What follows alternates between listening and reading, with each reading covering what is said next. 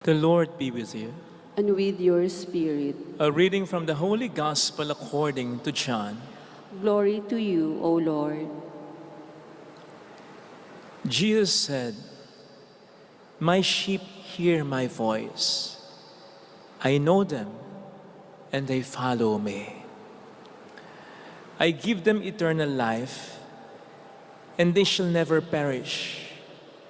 No one can take them out of my hand. My Father who has given them to me is greater than all, and no one can take them out of the Father's hand. The Father and I are one." Sisters and brothers, the Gospel of the Lord. Praise to you, Lord Jesus Christ.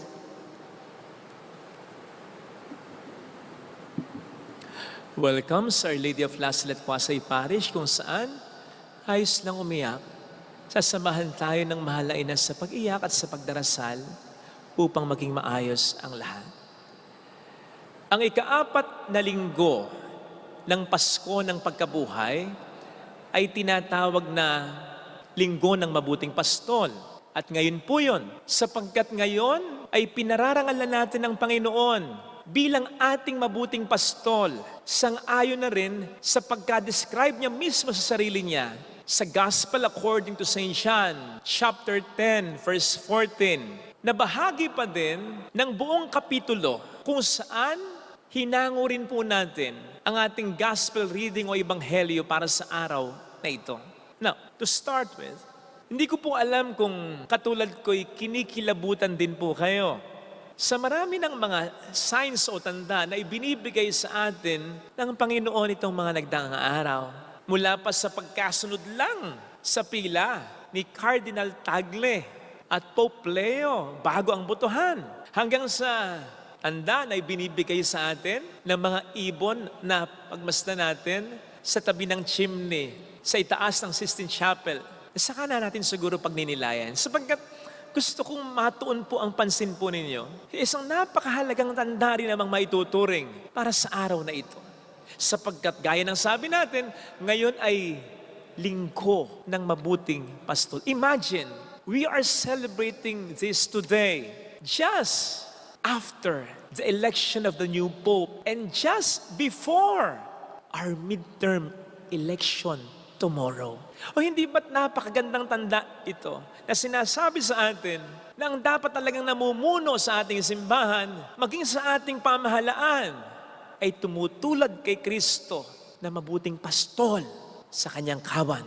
Well, yung pagka-elect nitong nakaraan kay Pope Leo bilang pastol ng ating simbahan, kahit pa paano nakasisigurado tayo. Bukas kaya, makasigurado kaya tayo ng mabubuting pastol talaga ang siyang mananalo? Nakatatawa nga po ang maraming mga Pilipino sapagkat nadismaya daw dahil hindi naging Santo Papa si Cardinal Tagle. Talagang tinulad nyo sa parang pageant ng Miss Universe. Na-imagine nyo po ba na may sisigaw na Philippines? Iba naman, tinulad pa sa ating halalan. Kasi may nagsabi na kaya daw hindi napili bilang Santo Papa si Cardinal Tagle ay dahil hindi daw dinala ng INC. Yan tayo Mas pinagkakatiwalaan pa talaga natin ang gusto ng tao kaysa gusto ng Diyos. Kaya hindi nakapagtataka na ganito tayo. Ganito ang bansang ito.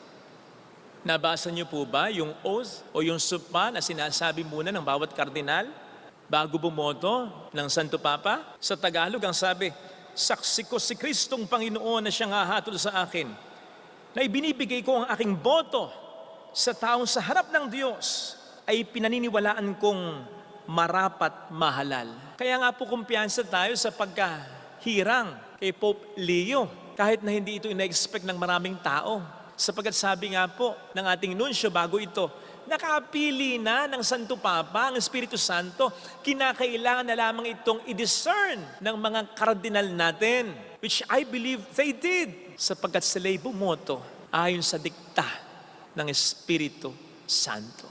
Kaya nakasisigurado tayo dito kahit papano. Tayo po ba bukas paano boboto?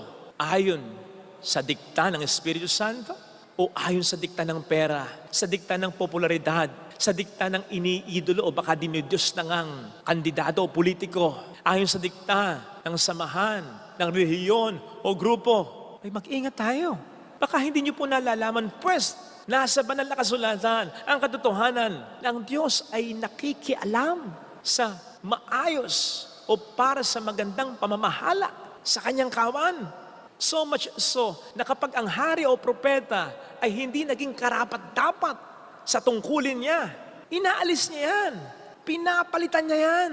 Bakit ngayon saan man tayo malagay, mapasimbahan man, sa pamahalaan man, tayo nananatili na anak ng Diyos, tayo nananatiling bahagi ng kanyang kawan. Kaya talagang siya'y nakikialam.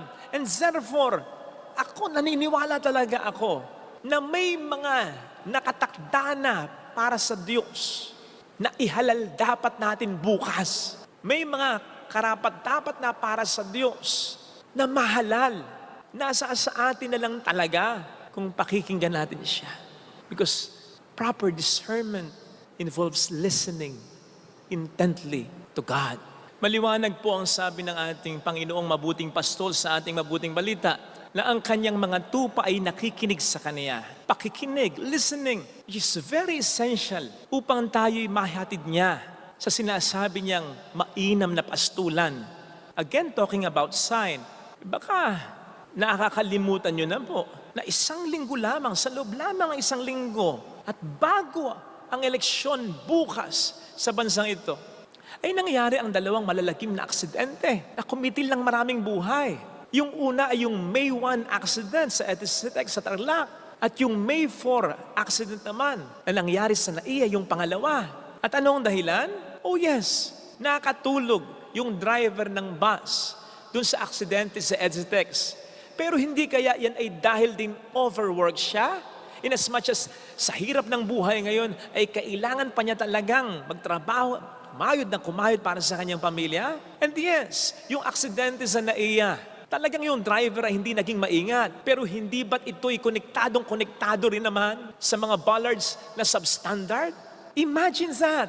Dalawang malagim na aksidente sa loob lamang ng isang linggo na nagpapakita kung gaano kamali ang pamamalakad ng gobyerno sa bansang ito. Dalawang malagim na aksidente na ang pinakadahilan ay ang malawakang korupsyon sa ating bayan. So hindi ba't ito ay napakalaking sign? Na dito sa lupa ay malayong-malayo pa rin tayo sa mainam na pastulan na hinahangad para sa atin ng ating Panginoong Jesucristo. At mukhang malayo na nga rin tayong mapunta kung patuloy pa rin tayong hindi makikinig sa Kanya. May nagsabi nga po minsan na ang pinakadahilan kung bakit hindi bumoboto ng wasto ang maraming mga Pilipino ay ang mababang kalidad ng edukasyon sa bansang ito. Okay, may punto. Kaya nga, lakas ng loob kong mandidato ng mga hindi karapat-dapat kasi alam nila, sumayo lang sila, mambola lang sila, at dahil sikat sila, mananalo sila. At kaya nga, marami sa mga nakaupong politiko na pulpol ay hindi pinopondohan talaga at pinagbubuti talaga ang serbisyo para sa edukasyon ng bayang ito.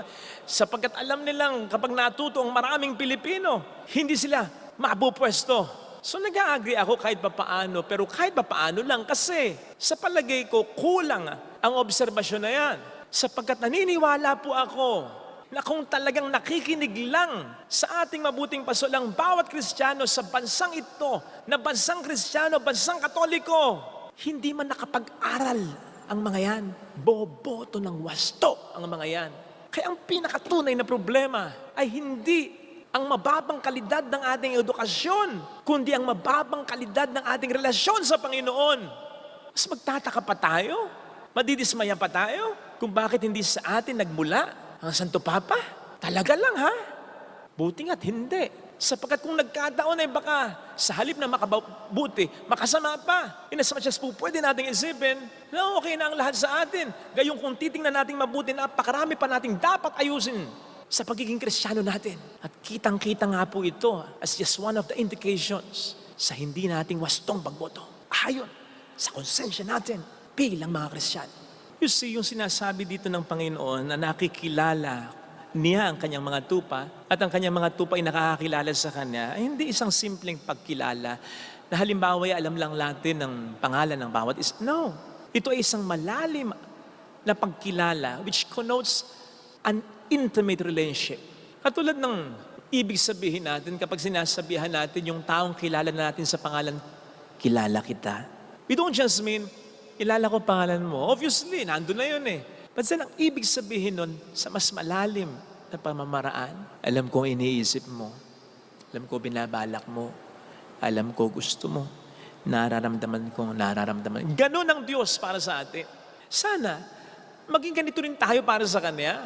Sana sa pagboto natin bukas, ang maisip natin at ang talagang pairalin natin, yung alam nating nararamdaman ng Diyos, yung gusto ng Diyos, yung binabalak ng Diyos, yung iniisip ng Diyos, yung gusto ng Diyos na gawin natin, yun sana ang ating pairalin. Sapagkat kung hindi pa rin, tayong magtaka at huwag natin siyang sisihin. Sakaling hindi sakali, sapagkat siguradong marami namang trahedya ang mararanasan natin. At mas lalo tayong malulugmok sa mga problema ng kinasasadlakan natin. Sapagkat pinipigyan naman tayo ng Panginoon ng pagkakataon, kada eleksyon. Sinasayang lang natin lagi yun. At dahil Mother's Day ngayon, hayaan yung sabihin po natin na ang ating mga mothers ang siya ring pinaka-obvious na sign o tandaan ng pagmamahal ng Diyos sa atin. Sabi nga ng isang kasabihan sa Ingles, God wanted to be everywhere and so He created mothers. Siguro usually ang daming sinasabi ng ating mga nanay sa atin in as much as napakarami ring gustong sabihin ng Diyos sa atin upang gabayan tayo. And most of this ay pinapadaan niya talaga sa bibig ng ating mga ina. Besides, sino nga ba naman ang pinakapupwedeng magsabi sa ating kilala kita? Kundi ang ating mga ina. Sapagkat sila ang pinaka nakakaalam ng nararamdaman natin, iniisip natin, plano at gusto natin. No wonder, hindi man natin aminin, lalong-lalo na sa mga nakatatanda na ang dami nating lihim na tama si mama, tama si nanay, tama si mami, tama si inay. Tama si mama, hindi ako dapat kaagad nag-asawa. Tama si mami, hindi ako dapat sumama sa kanila. Tama si ina, nag-aral muna sana akong mabuti talaga. Tama si mama, mahalaga ang pamilya. Tama si mami, ang pagsisisi ay nasa huli. At hindi man din natin aminin, kahit accomplished na tayo, kahit may sarili ka ng pamilya, kahit ang dami mo nang narating sa buhay, kahit lahat kaya mo nang bilhin o kaya mo nang makuha, namimiss mo pa rin, namimiss pa rin natin ang pagmamahal, payo, kakulitan, kahit pagbubunga nga ng nanay natin. Kasi kung paanong hindi natin po pwedeng ma-outgrow ang pangangailangan natin sa paggabay ng Diyos. Hindi rin natin ma-outgrow ang pangangailangan natin sa mga nanay natin. Bakit nga? Hindi naman natin sila inihalal para maging ina. Sila ay bigay talaga ng Diyos sa atin at sa ating pamilya upang ating maging mabuting pastol sa ating buhay. Kaya hindi nakapagtataka na sila ay maging napakahalagang bahagi ng ating buhay.